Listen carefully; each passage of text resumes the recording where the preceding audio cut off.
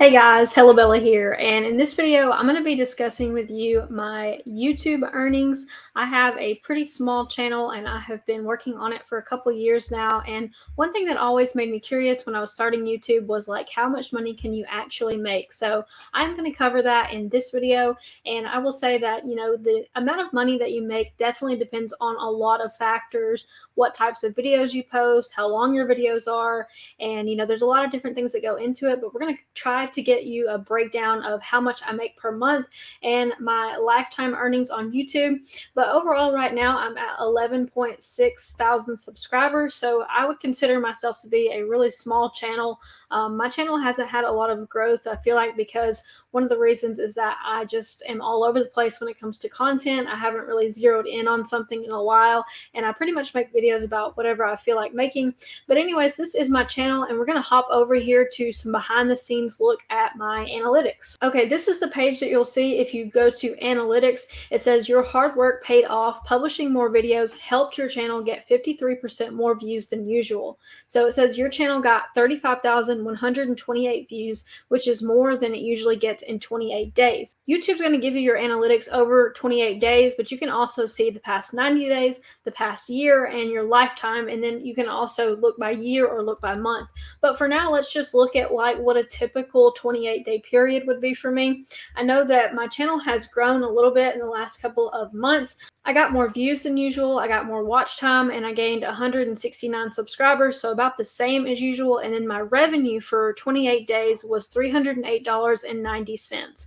So a little over $300 per month for the last couple of months, and I'm usually closer to around $250. It also gives you a reason for why my views were higher. It says you published more videos, driving more channel views. So 9 videos published more than usual for this time period. So I've been trying to post a lot, and it will also tell you your top content during this period.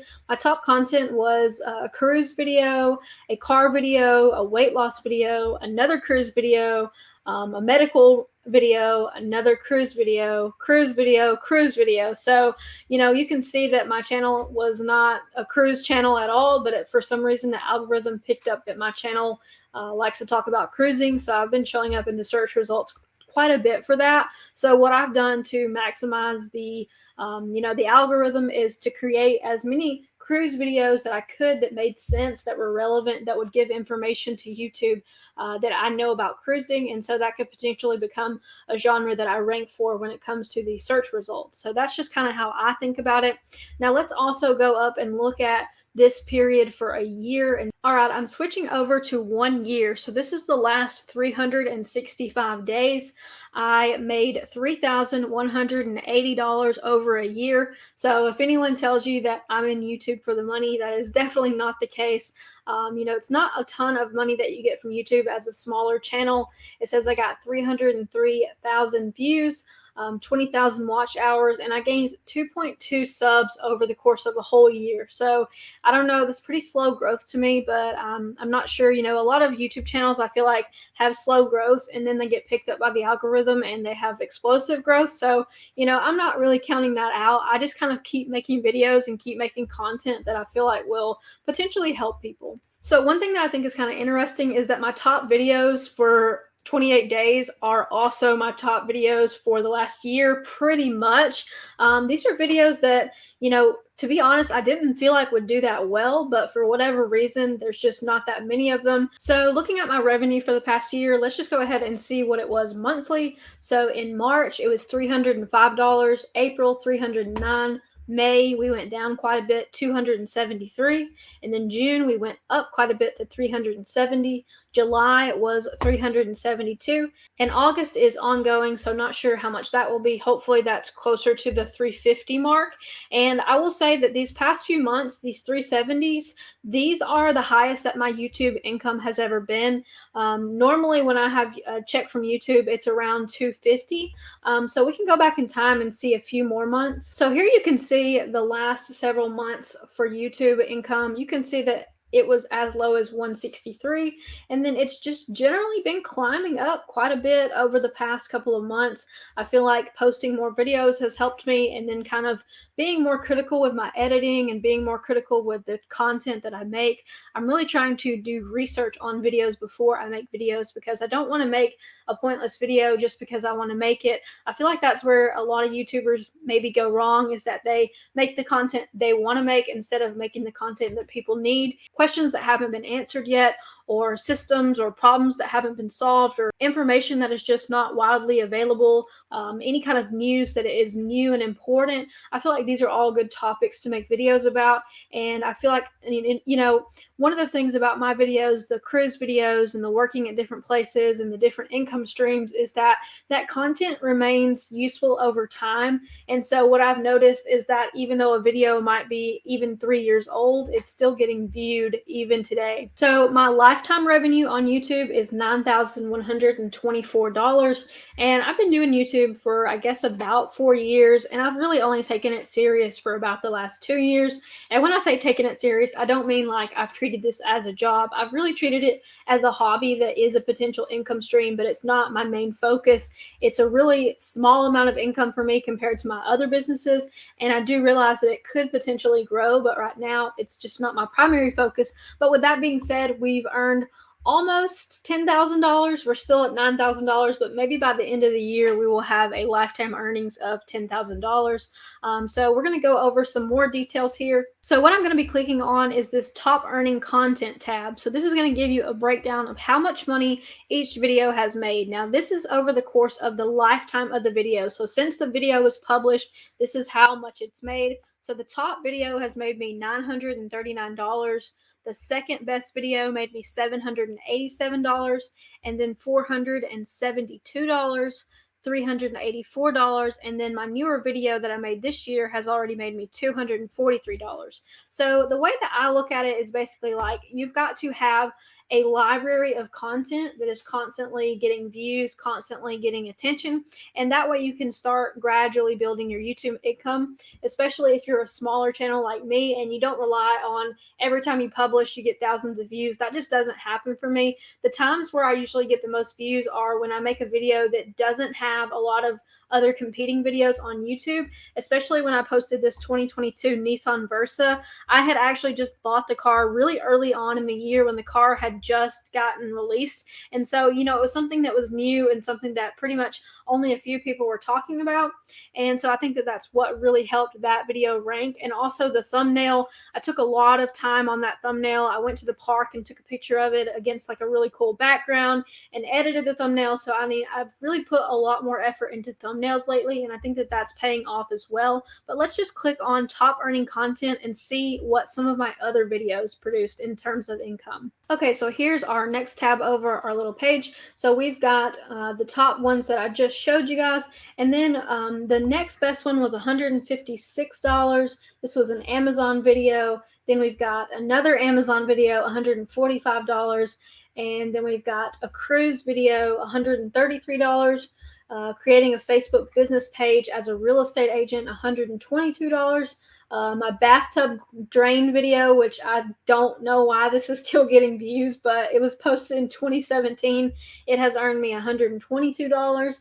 We've got a Big Brothers Big Sisters video, and I need to make another update because I've actually been matched with my little for 2.5 years now. So we're pretty much like experts at Big Brothers Big Sisters. But anyways, that video, and actually I just made that video for fun in about, I would say it took me about an hour to record, edit, and upload that video, and it made me $119. So next we've got lessons learned after selling 1,000 shirts, $115. Online arbitrage, $100. A Carnival cruise, $96.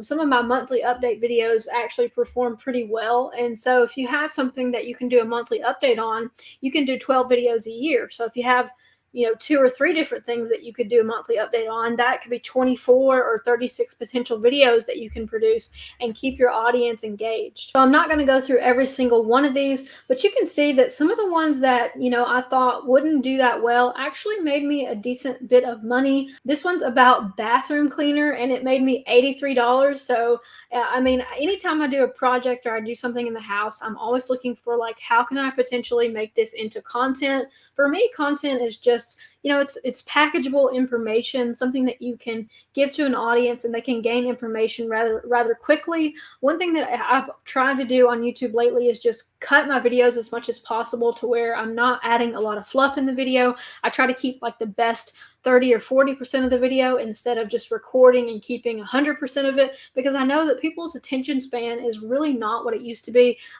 In terms of like TikTok and Instagram Reels, those people are giving information in 10 to 20 seconds, sometimes even less than that. So I think as YouTubers and smaller YouTubers, what we've got to be cognizant of is who is our audience and what do they need to know? Not what do you want them to know, but what do they need to know like right now, and how can we deliver on that information as fast as possible? Okay, now we're going to look at my audience analytics. That's basically just saying what kind of person is watching my channel, what are their age, their demographics, and just a little bit of information here. This is for a 90-day time period. So in the past 90 days, this is what my audience has looked like. All right, so it's going to tell you returning viewers was 2.3 thousand. We've got 75,000 unique viewers in the last 90 days. And in the last 90 days, we've gained 538 new people. So if you are one of the new people, love having you here. Thank you for being here. Let's take a look at this. It also tells you some other channels your audience watches. So it looks like a lot of my audience is watching cruising channels. Let's see if there's any other information here. So my audience also watches other people who talk about merch by Amazon. That's going to be Ryan Hogue and Detour Shirts. And then we've got more cruise people in here. So typically my audience is going to be watching similar channels as mine, talking about how to make money and talking about cruise vacations, because those are some of the things that my channel has featured lately. Now, as far as geography goes, most of my audience, 71.4% is in the United States and 7.1% is in Canada. So hello, Canadians. Thank you for watching A Girl from Alabama. And then we've got 2.4% of the audience from the UK, 1.9% of the audience from India, and then 1.3% of the audience from Australia. So that's something to keep in mind. Now, one of the things that I think is interesting here is that most of my audience is not subscribed. 95.5% of people who watch my videos are not subscribed. So that's another reason why I don't get too upset about subscriber count, because most of my views come from people who are just searching for the information. They're not necessarily going to be loyal Hella Bella subscribers for the rest of their life, but I still appreciate them being able to, watch one of my videos and get something out of it. And 4.5% of people are subscribed. And then going down here, let's look at gender and age demographics. So we've got 50% of my audience female, 49.4%. So basically 50-50 male and female. I think this changed a little bit when I switched from talking about just business to talking about more like lifestyle content, because my audience was, I think, around 70% male at one point. So it's definitely shifted quite a bit. So another thing to note is the age. So the most common age that watches my channel is also the age group that I fall into. So to me, this makes sense because apparently I'm talking about things that they can relate to. So 29% of people who watch my channel are aged 25 to 34 years old. So that's something that I keep in mind when I'm making my videos. And then 21% who watches my channel are 35 to 44 years old. And then we've got 45 to 54, 15%. So, I don't have a lot of younger viewers and I don't have a lot of older viewers either. I would say I've gotten more older viewers since I started talking about cruising. So if you take one last look at my channel, you can sort of know like this is what a channel looks like when it is around 10,000 subs. I would say between 10 and 15,000 is the spot that I'm in right now, and probably will be for a little while. But I've started to put a lot more time and effort into my thumbnails. I'm spending a lot more time researching, and I think that all of this is paying off.